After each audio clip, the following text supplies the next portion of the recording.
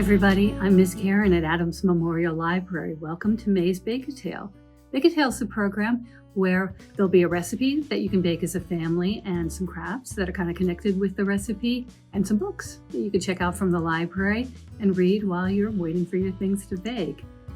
Well, since it's May, I don't know if you've ever heard the saying that says April showers bring May flowers. Well, since it's May, I have flower crafts for you to do. And since it's May's when Mother's Day is happening, and our summer reading program is starting on June 2nd, so less than a month away, we do summer reading. So I've got some handy dandy bookmarks that you can use to get ready for summer reading for yourself. You can give them to somebody else because summer reading's for the whole family. But the thing to bake this month is it's called Chocolate Oat Crumble. It has fruit, it has chocolate, it has oats. You could even have it for breakfast if you want. If you could have a donut for breakfast, you should certainly be able to have this since it's got some fruit in it and some oatmeal and maybe some chocolate chips too to sweeten things up. So if you're looking for something that you could make for your mother on Mother's Day, maybe you can make chocolate oat crumble. And then the flower crafts are, this is one that's a fortune teller. You could give it to your mom, you could give it to a friend, you could keep it and just use it whenever you would like. Plus the bookmarks. There's a flower corner bookmark, and there's a bunny and flower. There's two flowers at the bottom of the string here. And how this one works is you put this paper clip on top of your book, the strings will be inside, and then you'll be able to mark your place in your book that way. And the books that I have to share with you this month are these ones. Zinnia's Flower Garden by Monica Wellington. Mr. Rabbit and the Lovely Present, which was written by Charlotte Zalato, and the illustrations are by Maurice Sendak. And this one is called Oscar's Tower of Flowers. And it was done by Lauren Tobia. Zinnia's Flower Garden. If you like flowers, this will put you, or like gardening, this will put you right in the mood to get ready for your flower garden like Zinnia does. She plants, she weeds, she takes care of everything, and then she has the most beautiful flowers. And she has enough that she can cut and share with other people too. So she can have a pick your own flowers booth. And people can come and they can get flowers and they can enjoy them themselves or give them to someone they love. Mr. Rabbit and the Lovely Present is about doing something for someone you love. Particularly, this girl is looking for a present for her mother for the mother's birthday. She asks Mr. Rabbit for help. And they don't actually do flowers, but they do something else that's growing and really beautiful and that her mother is sure to like, because when she says her mother likes red, they decide maybe they'll get her some red apples. And her mother likes yellow. Maybe they'll get her some yellow bananas. And maybe something green, maybe some green pears. Lots of good things there too. It's another thing that you can give for somebody you love, something yummy to eat.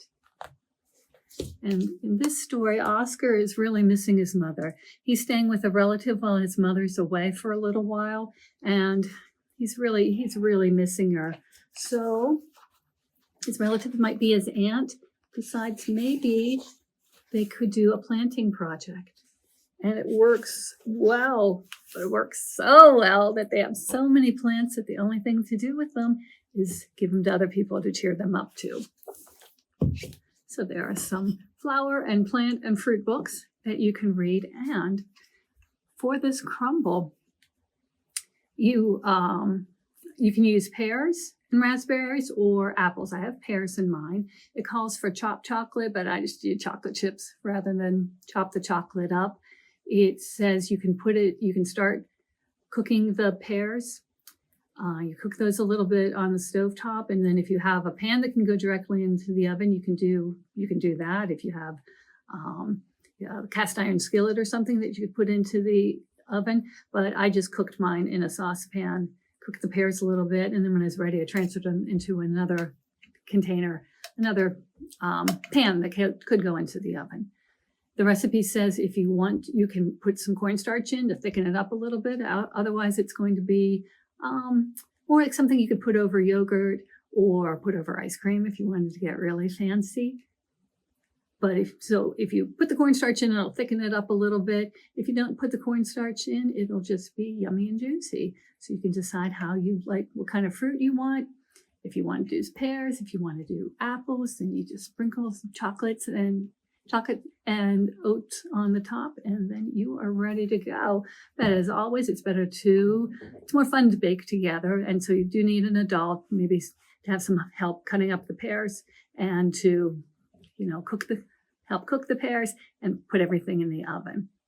But the recipe for the chocolate oat crumble and the names of the books and some materials for the crafts will be in the craft kits that we'll have down in the children's room. You can come down to the children's room and pick them up, or you can always call us and we'll be happy to bring it up to your car for curbside service. And if you're not able to come into the library, you can always email us at kids@adamslive.org, and I would be happy to email you the recipe and the instructions. For these fortune tellers, you can make one like this where you color it yourself, or put in one that's already colored and you can just cut it out and use it that way. So it'll come on a piece of paper like this if you're using the colored one, or one that's just on black and white that you can color it yourself. If you're using the one that you color yourself, that'll be your first job. Color it all. And then your second job will be to put something inside the fortune teller. Do you know how these work? There's numbers inside. So when I did it, when I was little, we would say, pick a number. So if you picked 4, you'd say 1, 2, 3, 4. And then you'd look, and the numbers that are in are 3, 4, 7, 8. So if you pick another number, you could pick 7. Then you do 1, 2, 3, 4, 5, 6, 7. And then you would open one of these little papers. I'm going to open number 1. And under number 1, it says, you are a great baker. Well, of course you are, because you're doing Bake-A-Tale, right? So when I did mine, I put just different things to make anybody happy, even yourself. If you need a little pick-me-up, you can open up one of these things and it might say you are smart, you are funny, you are kind, you are a great baker, you are a great reader. Absolutely. Anything like that is always good to cheer yourself up or somebody else up.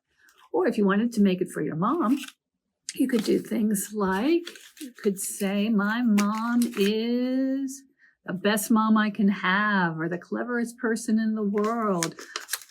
Or you could do it another way. You could say, if you get this one, then you open up. One of them might say, you get a hug. Or, I'll bring you breakfast in bed. I'll clean up my room. Things like that. So you can do that to be a present for your mom if you wanted to. But how to make them is, if you've colored them, you do that. You write whatever you want on these little triangles. And then once you've done that, you'll cut it out. Now you can either cut the square, or if you want to get a little fancier about it, you can cut around each of these leaves too. See how these ones look kind of like flowers with some leaves behind? So if you want to get a little fancier, you can cut around these edges too. Once you have it cut out, you will take it and you will fold it in half. One way, so you'll have a triangle, open it up, fold it the other way into a triangle, open it up, fold it in half so it will make a rectangle, open it up, and then fold it the other way for the rectangle, and then open it back up. And all those folds will help you to do the next step, which is to take each corner and fold it into the center. Since you've made those folds, there'll be a point in the center where all the lines meet, and that's where you're going to fold into. So you fold 1, 2, 3, 4 corners in. And then you will flip it over and you'll fold each corner into the center again. So you do 1, 2, 3, and 4 corners in. Once you've done that, you fold the whole thing in half. So you'll have the flowers on the outside. Once you do that, this one's a little bit tricky, but I know you can do it. You'll put your fingers carefully into the little spaces that will be between the flower and the paper underneath. So you'll put your fingers in like that, and then you'll kind of bring all of these points to the center like this. And then once you've done that, you kind of pop each of these out a little bit. This one's folded in. I'm going to fold it out the other way, and then it'll make a shape like this with holes underneath for where you can put your fingers. And that's when you can start doing the fortunes, good fortunes. So that's what you do with that. If you want to make this even more fancy, there's also going to be a page with some leaves and some extra flower petals. So if you would like to be extra special fancy, you could put extra flower petals and then you will just glue it on, and it just makes it look a little bit more three-dimensional. So you can glue one on to the flower that's on here already. It's a little bit hard to see, but there's an extra petal right here that's glued on. And then you can color and cut out some of the leaves, and then you can glue 2 of those together and then stick it underneath, and then it'll just look more like a pretty flower when you're doing your good fortunes. So that's the fortune teller. The corner bookmark, everyone's favorite, or at least mine. You do a little bit of origami folding too, so you'll be in practice from one to the other. You will use the green paper that will be in the kit to make the outside of your corner bookmark. It'll be an 8.5 by 11 inch paper, so if you cut it in half, you would have 2 5.5 inch wide pieces, and then if you cut it again to a square, you can have 2 5.5 inch squares, and then you can make 2 bookmarks from it. Once you have your square, you fold it in half to make a triangle. And then this is when you bring the points up. The outer points go up to the top of your triangle. This one folds up like this. This one folds up like that. And then you'll have a kite shape with all the points at the top. Then you'll open it up again. You'll have 2 papers, 2 sides at the top because it folds at the bottom. You fold down one of the little triangles. So you have 1 triangle sticking up, 1 triangle sticking down. And then you put those other points back up again, except this time you fold them into the little flap back here. So you fold this one up and fold it inside. And then that's how you make the part that will go on your book. So right here. And then for this one, you can make a flower however you would like. We'll put some cardstock in so you can color it if you would like. Maybe we'll put another piece of color in so you can decide what color you would want the inside of your flower to be. If you want to do it like that, what color for the outside. If you want to draw a little ladybug like this or a little bee or something else, you can draw that. It's your project. You can do your flower, your little garden, however you want, and then it's ready to mark your books. But also, it's a different kind of bookmark this time. This little bunny and flower combination sits on your book because there's a little paper clip inside here. And that's what you'll just can clip it onto the top of your book. And your book will be here. The string will be inside. So to make this one, you're going to draw a bunny. There'll be some cardstock, as I said, and put some brown paper in too. To make this bunny, you will draw 1 oval for the head and then a slightly smaller oval underneath it, connected. And then you will just draw 2 ears. So it's just oval head, oval body with 2 ears. When you're cutting it out, you're going to need two because this paper clip is sandwiched between two of them. And for these flowers that you're also going to cut out, the string is sandwiched in between them. So to make two, you just need to fold your paper or whatever you are using your cardstock in half. And then here, if you were using this brown paper, draw your two ovals and then the ears on top. And then when you cut it out, you can cut through both pieces of paper if you fold it a little bit like this, and then you will have two already cut out, so you don't have to do it twice. If you don't mind doing it twice, you can just draw it and trace it and cut it out twice, but you want them to match.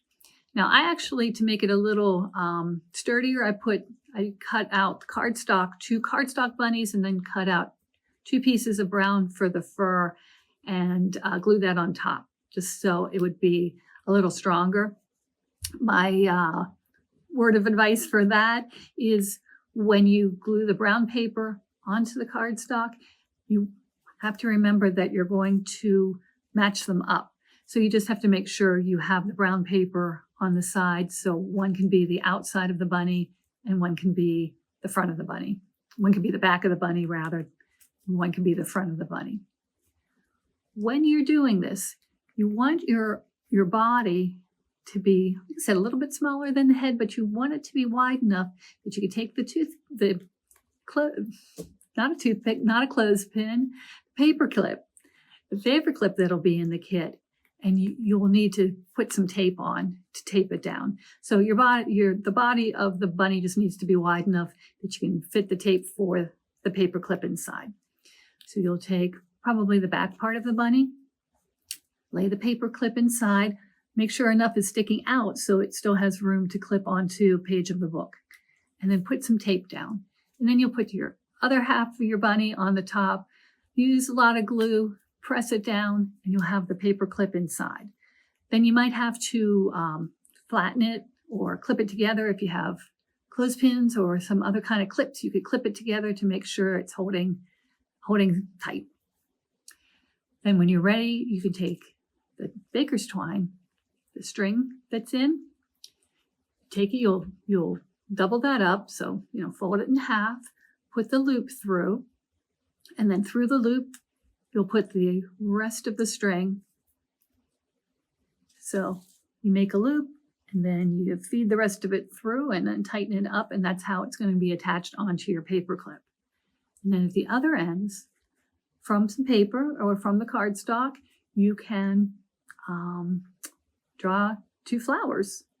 However you want to do them. You can draw them on the cardstock and color it yourself. These are colored with origami paper that I put on top of the cardstock. And again, you just have to make sure your pieces are going to match up at the end. So you can decide how you want to, you can color your own flowers. You can cut them out of cardstock and then put this origami paper on top.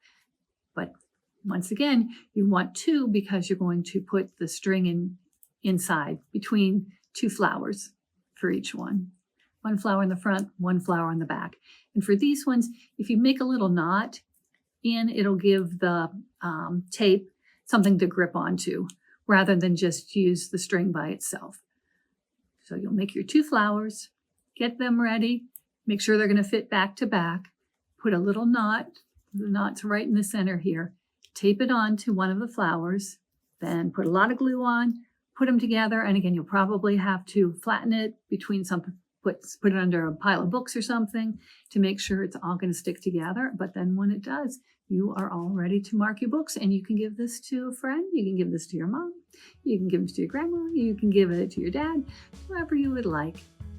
Or you can keep it for yourself and be all ready for summer reading. So thank you very much for watching today. Come down to the children's room and get your kits. We'll have them as long as supplies last. So thanks very much. Happy baking, happy crafting, happy reading, friends, and I'll see you next time. Thank you. Bye.